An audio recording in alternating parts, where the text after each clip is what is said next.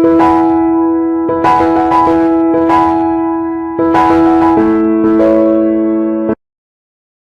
Students, आज हम करेंगे third part of welfare economics, जिसमें हम सबसे पहले करेंगे Samuelson Bergson social welfare function. Social welfare function का जो कंसेप्ट है वो इंट्रोड्यूस तो प्रोफेसर बर्गसन के द्वारा किया गया था, मगर बाद में इसको डेवलप किया गया था सैमुअल्सन, टिंटर एंड एरो के द्वारा। सोशल वेलफेयर फंक्शन जो है नॉर्मेटिव स्टडी के ऊपर बेस्ड होता है। नॉर्मेटिव स्टडी होती है एक, और एक पॉजिटिव स्टडी होती है। पॉजिटिव स्टडी में तो हम बात करते हैं कि एक्चुअल में क्या है, और नॉर्मेटिव स्टडी में हम बात करते हैं क्या होना चाहिए। तो सैमुअल्सन बर्गसन ने जो सोशल वेलफेयर फंक्शन दिया था वो नॉर्मेटिव स्टडी के ऊपर बेस्ड था। अब यहाँ पे ये जो अप्रोच दी गई थी ये मानी जाती है कि ये new approach to welfare economics है। इसके कुछ एक एजम्पशंस हैं। सोशल वेलफेयर फंक्शन जो सैमुअल्सन बर्गसन के द्वारा दिया गया था वो ऑर्डिनल यूटिलिटी एजम्पशंस के ऊपर बेस्ड था। यहाँ इंटरपर्सनल इंट्रापर्सनल कंपैरिजन की बात भी की गई थी, और यहाँ वैल्यू जजमेंट को इंक्लूड किया गया था, क्योंकि नॉर्मेटिव स्टडी की बात की गई है। नॉर्मेटिव स्टडी में क्या कहा जाता है कि एक्चुअल में मतलब क्या होना चाहिए, तो क्या होना चाहिए मतलब यहाँ पे वैल्यू जजमेंट की बात की गई है। सोशल वेलफेयर फंक्शन जो है डिपेंड करता है इंडिविजुअल वेल्थ एंड इनकम के ऊपर। इसमें नॉर्मेटिव स्टडी की बात की गई है, और यहाँ पे कहा गया है कि जो एक्सटर्नल एंड इंटरनल इकोनॉमीज और डिस इकोनॉमीज होंगी वो भी प्रेजेंट होगी। अब जो कैरेक्टरिस्टिक्स है इसकी सोशल वेलफेयर फंक्शन की, तो सबसे पहली कैरेक्टरिस्टिक्स ये आती है कि इसमें ये कहा गया कि सोशल वेलफेयर जो है डिपेंड करता है इंडिविजुअल की यूटिलिटी के ऊपर, कम्युनिटी की बात नहीं की गई है इसमें। दूसरा ये कहा गया कि इंडिविजुअल की यूटिलिटी जो है वो डिपेंड करती है individual own evaluation of welfare. जितने डिफरेंट सेट ऑफ वैल्यूज होंगे सोशल वेलफेयर भी उतना ही डिफरेंट होगा। इसको किस तरह से हम लिखते हैं इस फंक्शन को, W is a function of U1 U2 से UN तक। बर्गसन ने जो सोशल वेलफेयर फंक्शन दिया था उसमें यह सपोज किया गया था कि supposed to be dependent on change in economic events that have a direct effect on individual welfare. The ordinal utility level of individual जो है function of own consumption of goods and services and not of others. जो social welfare function है उसको हम define कर सकते हैं with the help of social indifference curves of welfare frontiers. Social indifference curve is a locus of various combination of utilities of two individuals which result in an equal level of social welfare. अब हम इसको एक diagram से समझ लेते हैं। हमारे पास x axis पे a की यूटिलिटी है और y एक्सिस पे b की यूटिलिटी गिवन है। W1, W2, W3 and Wn जो है ये सोशल वेलफेयर कर्व्स हैं।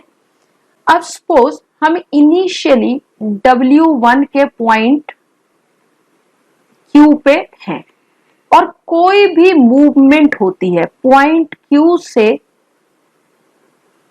पॉइंट S पे होती है, Q से T पे होती है, या फिर पॉइंट हम सपोज करते हैं इनिशियली हम पॉइंट R पे हैं। अब कोई भी मूवमेंट R से S पे होती है या R से T पे होती है, तो हमारी जब हम ये कहते हैं पॉइंट R से S पे गए, R से T पे गए, क्योंकि पहले R पे खड़े, R से S पे, R से T पे जाते हैं, तो ये इंप्रूवमेंट मानी जाएगी सोशल वेलफेयर में। इंप्रूवमेंट क्यों मानी जाएगी? क्योंकि हम W1 से हायर इंडिफरेंस कर्व्स के ऊपर मूव कर रहे हैं, W2 एंड W3 के ऊपर। तो इसलिए हम कहेंगे कि जब Q या R से हम S या T पे मूव कर रहे हैं तो हायर इंडिफरेंस कर्व के ऊपर मूव कर रहे हैं, इसलिए इंप्रूवमेंट होगी सोशल वेलफेयर में। इसके ऑपोजिट लेते हैं, अगर सपोज इनिशियली हम पॉइंट T पे खड़े हैं, पॉइंट T W3 यहां पे खड़े हैं, W3 वाले सोशल वेलफेयर कर्व पे खड़े हैं, और ऑपोजिट मूवमेंट होती है T से अगर S पे होती है या T से R पे होती है या T से Q पे होती है, तो ये डिक्रीज इन सोशल वेलफेयर माना जाएगा, क्योंकि हम पहले कौन से हायर इंडिफरेंस कर्व पे थे, W3 पे थे, और अब कौन से W2 और W1 पे जा रहे हैं। इसलिए यहां पे हम क्या कहेंगे कि सोशल वेलफेयर जो है वो डिक्रीज हो रहा है। अभी हमने जो बात की इंडिफरेंस कर्व के, यहाँ पे अपर मूवमेंट मतलब एक इंडिफरेंस कर्व से दूसरे इंडिफरेंस कर्व पे मूव कर रहे थे या दूसरे से तीसरे पे, मूव कर रहे थे। अब हम देखते हैं सेम इंडिफरेंस कर्व के ऊपर अगर मूवमेंट होती है तो क्या होता है। सेम इंडिफरेंस कर्व के ऊपर अगर मूवमेंट होती है, सपोज इनिशियली हम कौन से पॉइंट पे हैं, पॉइंट आर पे हैं, पॉइंट आर पे हैं। अगर पॉइंट आर से हम मूव करते हैं क्यू पे, तो पॉइंट आर से जब हम पहले पॉइंट आर पे ये था, अब पॉइंट आर से हमने क्यू पे मूव किया, तो इसका रिजल्ट क्या होगा, ए को तो लॉस होगा मगर बी क्या करेगा, बी को गेन होगा। बट यहां पे कोई चेंज नहीं होगा सोशल वेलफेयर में, क्योंकि सेम इंडिफरेंस कर्व के ऊपर मूवमेंट हो रही है। ए का जो लॉस होगा वो बी के गेन के बराबर होगा, इसलिए यहां पे सोशल वेलफेयर में चेंज नहीं होगा। हाँ, जब इंडिफरेंस कर्व एक इंडिफरेंस कर्व से दूसरे इंडिफरेंस कर्व के ऊपर मूव करते हैं तो सोशल वेलफेयर में चेंज होगा। बट सेम इंडिफरेंस कर्व से एक पॉइंट से दूसरे पॉइंट पे मूवमेंट होती है तो यहां वेलफेयर चेंज नहीं होगा, क्योंकि एक को गेन जो होगा वो दूसरे के लॉस के इक्वल होगा। So we can say that we made interpersonal comparison to make value judgments. The significance of social welfare function is that it enables us to obtain a unique optimum position regarding social welfare. This unique optimum position is best of all the Pareto optima and therefore ensure maximum social welfare. अब हम यहाँ पे use करेंगे concept of grand utility possibility frontier in order to obtain a unique optimum position with the aid of social welfare function. अब हमारे पास यहाँ पे एक डायग्राम गिवन है जिसमें क्या शो हो रहा है, ए की यूटिलिटी जो है एक्स एक्सिस पे है और बी की यूटिलिटी वाई जो है वो वाई एक्सिस पे है। हमारे पास वी डैश जो है वो GUPF को शो कर रहा है, ग्रैंड यूटिलिटी पॉसिबिलिटी फ्रंटियर को शो कर रहा है, और W1 W2 W3 जो हैं ये हमारे पास सोशल वेलफेयर कर्व हैं। अब यहां पे हम सबसे पहले बात करते हैं पॉइंट क्यू की। पॉइंट क्यू पे हमें सबसे ज्यादा वेलफेयर जो है वो हो रहा है। पॉइंट क्यू पे सबसे ज्यादा सोशल वेलफेयर जो एक इकोनॉमी अचीव कर रही है, क्योंकि यहां पे पॉइंट क्यू पे जो इंडिफरेंस कर्व है, सोशल वेलफेयर इंडिफरेंस कर्व है, वो टेंजेंट है GUPF के। तो पॉइंट क्यू जो है ये क्या हो गया, मैक्सिमम सोशल वेलफेयर को शो कर रहा है। उसके बाद अगर हम बात करें पॉइंट आर की, तो पॉइंट आर जो है हालांकि ये भी GUPF पे है बट ये मैक्सिमम सोशल वेलफेयर को शो नहीं कर रहा है, क्योंकि ये लोअर इंडिफरेंस कर्व पे है, W1 पे है। तो इसलिए पॉइंट क्यू जो है वो पॉइंट आर से ज्यादा बेटर माना जाएगा। उसके बाद अगर हम बात करें पॉइंट एस की, तो ये इकोनॉमिकली इनएफिशिएंट माना जाएगा। पॉइंट एस क्या माना जाएगा, इनएफिशिएंट माना जाएगा, क्योंकि ये जो है GUPF पे लाई नहीं कर रहा है। बट ये जो पॉइंट एस है, पॉइंट एस जो है ज्यादा वेलफेयर शो कर रहा है देन द पॉइंट आर। क्यों, क्योंकि पॉइंट आर जो है लोअर इंडिफरेंस कर्व पे है और पॉइंट एस जो है वो हायर इंडिफरेंस कर्व पे है। अगर ये पॉसिबल नहीं है कि हम पॉइंट क्यू को अटेन कर पाए तो पॉइंट एस जो है वो चूज किया जाएगा, क्योंकि ये हायर इंडिफरेंस कर्व पे है। मतलब पॉइंट एस पे हमें ज्यादा सेटिस्फेक्शन, ज्यादा सोशल वेलफेयर मिल रहा है then the point R. Social welfare curve जो W4 है, W4 जो है ये सबसे ज्यादा वेलफेयर को शो कर रहा है, but it is not possible to attain it. तो अब हम यहां पे देख सकते हैं, according to Bergson and Samuelson, if point Q is unattainable then society will accept inefficient allocation.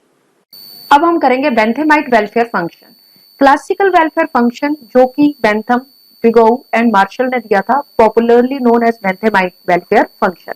बेंथेमाइट welfare function जो है सम ऑफ कार्डिनल यूटिलिटीज की बात करता है, और इसको किस तरह से लिखा जाता है, W is equal to U1 plus U2, ये UN तक जाएगा। मैक्सिमम सोशल वेलफेयर तब अचीव होता है जब डिस्ट्रीब्यूशन ऑफ इनकम जो है इक्वल होगा।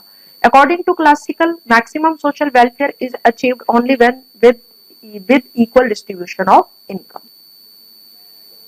अब हम कर लेते हैं रॉल्स एंड बेंथम ने जो सोशल वेलफेयर फंक्शन दिए थे उनको अलग अलग से रॉल्स का जो सोशल वेलफेयर फंक्शन था उसको इस फॉर्म में लिखा जाता है, W is equal to max bracket में मिनिमम यूटिलिटी।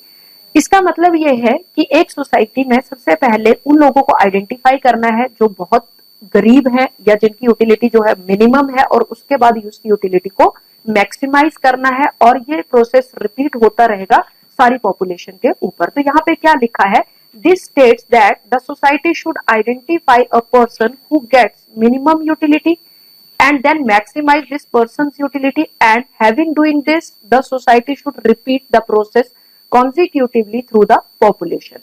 रॉल्स ने अपनी एक बुक लिखी थी अ थ्योरी ऑफ जस्टिस 1971 में, जिसमें क्या लिखा गया था, जिसमें क्या कहा गया था कि सबसे पहले जो भी सोसाइटी में पुअरेस्ट और मोस्ट अनफॉर्चुनेट पर्सन है उनको आइडेंटिफाई करना और उनको फोकस करके उनका जो वेल बीइंग है, सोशल वेलफेयर है, उसको इम्प्रूव करना। अब हम इसको एक डायग्राम से समझ लेते हैं, जिसमें यूटिलिटी ऑफ ए जो है एक्स एक्सिस पे है और यूटिलिटी बी जो है वाई एक्सिस पे है, और यहाँ पे W1 जो W2 है ये सोशल वेलफेयर कर्व्स हैं, और यहाँ पे ये बताया गया है कि जो ए है हम इसको थोड़ा कम रिच या फिर वर्स ऑफ पर्सन लेके चलते हैं, और जो बी है उसको एक अच्छा मतलब रिच पर्सन लेके चलते हैं। सपोज कि हम पहले सपोज शुरू में पॉइंट 1 पे हैं, पॉइंट 1 पे बी की यूटिलिटी जो है B1 है और ए की यूटिलिटी जो है वो A1 है। अब पॉइंट 1 से जब हम पॉइंट 2 पे मूव करेंगे, पॉइंट 1 से कहा मूव कर रहे हैं, 1 से 2 पे मूव कर रहे हैं, तो देखिए बी जो पहले ही बेटर ऑफ पर्सन है उसकी यूटिलिटी क्या हो रही है, इंक्रीज हो रही है, बट जो हमने ए लिया था जो लेस बेटर ऑफ पर्सन है, अब उसकी यूटिलिटी में कोई भी चेंज नहीं हो रहा है। तो हम ये मान के चलेंगे कि देखिए जैसे यहाँ पे लिखा गया है, there is not change in social welfare according to Rawls because the utility of better off person B increase but there is no change in the utility of less well off person A। मतलब A की utility में कोई change नहीं हो रहा है जबकि वो पहले से ही गरीब है, और B जो अमीर है उसकी यूटिलिटी इंक्रीज हो रही है। तो अकॉर्डिंग टू रॉल जो है यहाँ पे कोई भी इंप्रूवमेंट नहीं होगी सोशल वेलफेयर में।